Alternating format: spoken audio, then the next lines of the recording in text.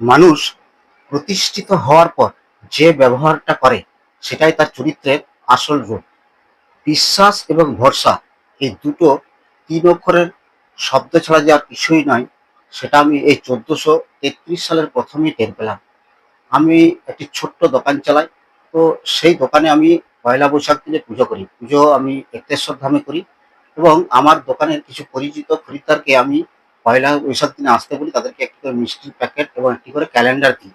তো সেই মিষ্টির প্যাকেট দেওয়ার জন্য আমি বাঁকুড়া শহরের রামপুরে অবস্থিত একটি বিখ্যাত মিষ্টান্ন দোকানে আমি মিষ্টির অর্ডার দিতে যাই। সেখানে স্টাফ থাকাকালীন আমি তাকে জিজ্ঞাসা করি, "আচ্ছা, আপনাদের মতিচুরের লাড্ডুগুলো কত করে পিস পড়ে?" তারা তখন বলে যে, যদি প্লেন নেন সেক্ষেত্রে 7 টাকা পিস পড়ে, আর যদি আপনি কাজু এবং কিশমিশ দেওয়া বানান তাহলে সেটা 10 টাকা পিস পড়বে। আমি বললাম, তাহলে এক কাজ করবেন, 10 টাকা পিসের আমার 30টা প্যাকেট 4 পিস করে আর 20টা প্যাকেট দু পিস করে বানিয়ে দেবেন। আমি যথারীতি তাদের উপর ভরসা এবং বিশ্বাস করে তাদেরকে সেদিনে ওই দোকানে কোনো স্যাম্পেল থাকেনি, তা সত্ত্বেও আমি অর্ডার দিই এবং যথারীতি আমি পয়লা বৈশাখের আগের দিন রাত্রিবেলায় ওদের উপর ভরসা করে বিশ্বাস করে আমি সেই প্যাকেটগুলো বাড়িতে নিয়ে চলে আসি এবং পরের দিন পয়লা বৈশাখ দিন সকাল থেকে আমার পরিচিত যে খরিদ্দারগুলো আসে তাদেরকে দিই এবং অপরিচিত খরিদ্দারগুলো তাদেরকে দিই।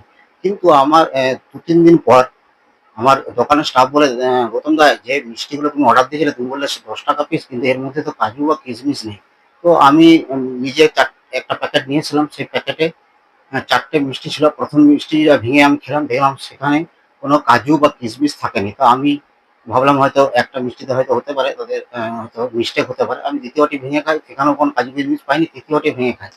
৪র্থ যে মিষ্টিটি থাকে সেটি আমি প্যাকেটে রেখে দিই এবং তার পরের দিন সেই দোকানে যাই দুপুরবেলায়। দুপুরবেলায় গিয়ে পরে আমি তাদের দোকানের স্টাফকে এই কথা বলার পর সে বলে, "বিলটা এনেছেন?" আমি বিলটা খুঁজে পাইনি, আমি দেখবো বলে তখন বললো, দোকানের ওই স্টাফ বললো, "আপনি এক কাজ করুন, সন্ধ্যে 7:30-8টা নাগাদ আসবেন। আমার দোকানের মালিক থাকবে, তার সাথে কথা বলবেন।" আমি যথারীতি সেদিন 7:30টার সময় ওই দোকানে যাই।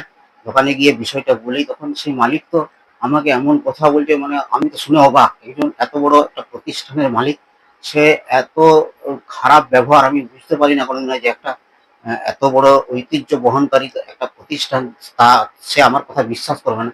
আমাকে বলল, "আপনি কি করে বুঝবো আপনি ৪-৫ দিন পরে এসছেন? আমরা কি করে বুঝবো যে আপনি ওই মিষ্টিটাই নিয়ে এসছেন, না আপনি আমার দোকান থেকে হয়তো একটা মতিচুরের লাড্ডু কিনেছেন, সেটা প্যাকেটে ভরে নিয়ে চলে এসছেন?" তো আমি অবাক হয়ে গেলাম ওই মানুষটির ব্যবহার থেকে। আমি ওই দোকানে ওইদিকে পেরিয়ে যাওয়ার সময় আমি প্রায়শই ওই দোকানে মিষ্টিও খেতাম।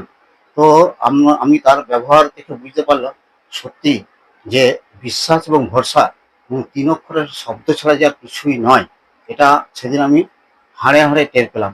শুধু তাই নয়।